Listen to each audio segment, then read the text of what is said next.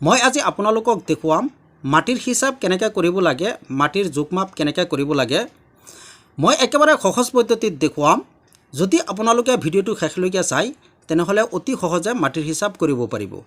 সব মাটি সমান নাথাকে, কোনো মাটি এনেকুৱা চাৰিকোণীয়া থাকে, আকৌ কোনো মাটি এনেকুৱা তিনিকোণীয়া থাকে, আকৌ কোনো মাটি এনেকুৱা একাবেকা থাকে। মাটি যেনেকুৱাই হোক, যদি আপোনালোকে ভিডিঅ'টো শেষলৈকে চাই তেনেহ'লে অতি সহজে মাটিৰ হিচাপ কৰিব পাৰিব। মাটিৰ হিচাপ কৰিবলৈ পোনপ্ৰথমতে এটা বস্তু বুজি ল'ব লাগিব, তেতিয়াহে আপুনি মাটিৰ হিচাপ কৰিব পাৰিব। আৰু সেইটো হ'ল কিমান মাটি হ'লে একলেচা মাটি হয়, এই বস্তুটো আপোনাৰ জানিব লাগিব, তেতিয়াহে আপুনি মাটিৰ হিচাপ কৰিব পাৰিব। যদি এইটো বস্তু বুজি ল'ব পাৰে তেনেহ'লে বাকীখিনি একেবাৰে সহজভাৱে পাৰিব। যেনেকৈ নল কাক কয়, কিমান নল হ'লে কিমান মাটি হ'ব, কটা কাক কয়, বিঘা কাক কয়। সেইকাৰণে পোনপ্ৰথমতে মই দেখুৱাই লৈছোঁ কিমান মাটি হ'লে একলেচা মাটি হয়। ধৰক এনেকুৱা ছিষ্টেমৰ এটা মাটি আছে। মাটিৰ ইফালেও আছে 12 ফুট আৰু ইফালেও আছে 12 ফুট, ইফালেও 12 ইফালেও 12। যদি এনেকুৱা ছিষ্টেমৰ এটা মাটি থাকে, যদি ইফালেও থাকে 12 ফুট ইফালেও 12 ফুট, চাৰিওপিনে যদি 12 ফুট 12 ফুটকৈ থাকে তেনেহ'লে একলেচা মাটি হ'ব। আমি যদি 12 আৰু 12 পূৰণ কৰোঁ, 12 × 12, এই দুইটা যদি আমি পূৰণ কৰোঁ তেনেহ'লে হ'ব 144 144 স্কুৱাৰ ফুট। যদি এনেকুৱা ছিষ্টেমৰ মাটি থাকে, মাটিৰ ইফালেও যদি 12 ফুট থাকে ইফালেও যদি 12 ফুট থাকে, চাৰিওপিনে যদি 12 ফুট 12 ফুটকৈ থাকে তেনেহ'লে 144 স্কুৱাৰ ফুট হ'ব। 144 স্কুৱাৰ ফুটে একলেচা মাটি হয়। এতিয়া আমি জানিলোঁ একলেচাত 144 স্কুৱাৰ ফুট মাটি থাকে। এতিয়া আমি জানিলোঁ একলেচা মাটি হ'বলৈ 144 স্কুৱাৰ ফুট হ'ব লাগিব, তেতিয়াহে একলেচা মাটি হ'ব। এতিয়া বলক আমি জানো নল কাক কয়, কিমান নল হ'লে কিমান মাটি হয়, নলৰ হিচাপটো কেনেকৈ কৰে। আমি জানো এক নলত 12 ফুট থাকে। ধৰক এইটো এটা নল, যদি এইটো জুখিলে 12 ফুট হয় তেনেহ'লে এক নল হ'ব। তাৰমানে এক নলত 12 ফুট থাকে, 12 ফুট এক নল। যদি এক নলত 12 ফুট থাকে তেনেহ'লে এইটো যদি আমি জোখোঁ তেনেহ'লে ইয়াত হ'ব এক নল, ইফালে হ'ব এক নল। তাৰমানে চাৰিওপিনে যদি এক নলকৈ মাটি হয় তেনেহ'লে একলেচা মাটি হ'ব। এইটো হ'ল নলৰ হিচাপ। ইয়াত মই আৰু এটা বস্তু জনাই দিছোঁ, যদি কোনো এটা মাটি 20 লেচা হয় তেনেহ'লে ইয়াক এক কটা বুলি কয়। তাৰমানে এক কটাত 20 লেচা মাটি থাকে। আৰু কোনো এটা মাটি যদি 100 লেচা হয় তাক কোৱা হয় 1 বিঘা। তাৰমানে 1 বিঘাত 100 লেচা মাটি থাকে। এই দুইটা বস্তু আপোনালোকে বুজি লওক। এক কটাত 20 লেচা আৰু 1 বিঘাত 100 লেচা মাটি থাকে। এতিয়া বলক আমি এটা মাটিৰ হিচাপ কৰি চাওঁ। ধৰক এনেকুৱা এটা মাটি, মাটিৰ এইটো ছাইডত আছে 108 ফুট আৰু এইটো ছাইডত আছে 156 ফুট। যদি এনেকুৱা এটা ছিষ্টেমৰ মাটি থাকে, ইফালে থাকে যদি 108 ফুট আৰু ইফালে যদি 156 ফুট থাকে, এনেকুৱা ছিষ্টেমৰ যদি মাটি থাকে তেনেহ'লে এই দুইটা যদি আমি পূৰণ কৰোঁ, 108 × 156, এই দুইটা যদি আমি পূৰণ কৰোঁ তেনেহ'লে আমি পাম 16,848 স্কুৱাৰ ফুট। তেনেহ'লে আমি পাম 16,848 স্কুৱাৰ ফুট মাটি আমি পাম। আমি জানো 144 স্কুৱাৰ ফুটে একলেচা মাটি হয়। তেনেহ'লে ইয়াত আমি মাটি পালোঁ 16,848 স্কুৱাৰ ফুট।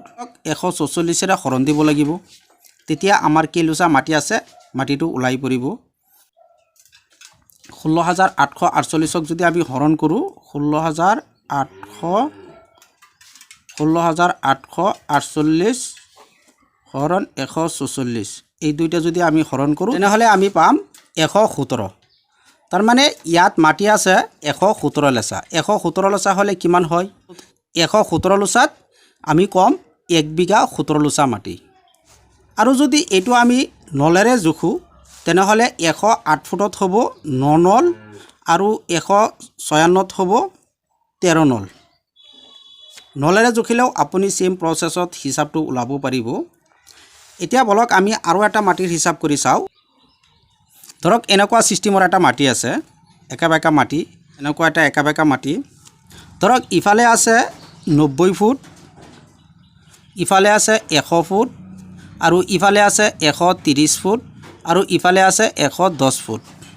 যদি এনেকুৱা এটা মাটি থাকে, ইয়াৰ হিচাপটো আমি কেনেকৈ কৰিম? ইয়াৰ হিচাপ কৰিবলৈ পোনপ্ৰথমতে আমাৰ দিগ আৰু প্ৰস্থটো ওলাই ল'ব লাগিব।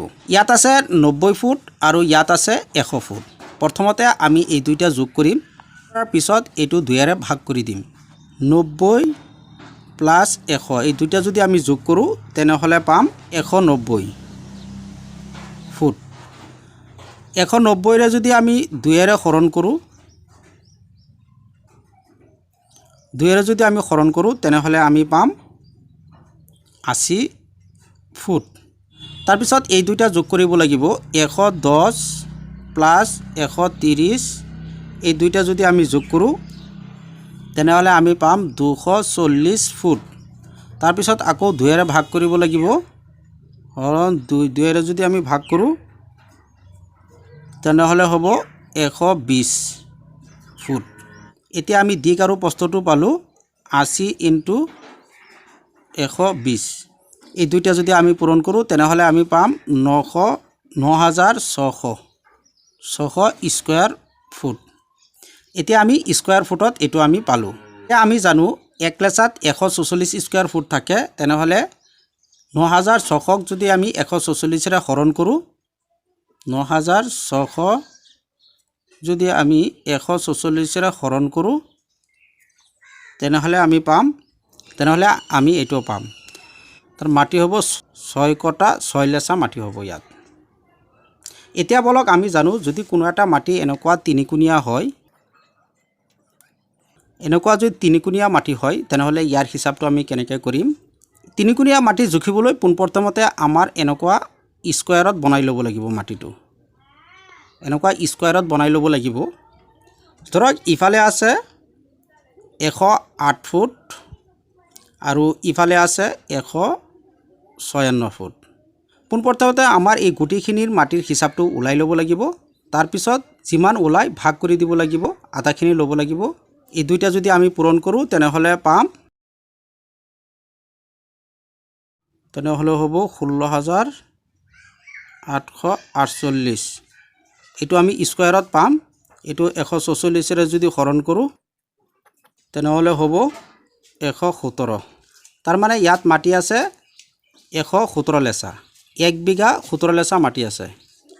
ইয়াত যদি আমি আধা বনাওঁ তেনেহ'লে মাটি হ'ব, কাৰণ ইয়াত আধা ধৰিব লাগিব, এইখিনিতো মাটি নহয়, এই তিনিকুণীয়া মাটিটোহে হিচাপ। সেইকাৰণে ইয়াত যিমান ওলাইছে তাৰ আধা ইয়াত ধৰিব লাগিব। ইয়াত যদি আধা ধৰোঁ তেনেহ'লে মাটি হ'ব 2 কটা 17.5 লেচা। এইটো মাটি ওলাব। এনেকৈ আপোনালোকে মাটিৰ হিচাপটো কৰিব পাৰে। যদি ভিডিঅ'টো ভাল লাগে লাইক কৰিব, শ্বেয়াৰ কৰিব, আৰু যদি কিবা জানিব লগা থাকে তেনেহ'লে কমেণ্ট কৰিব পাৰে।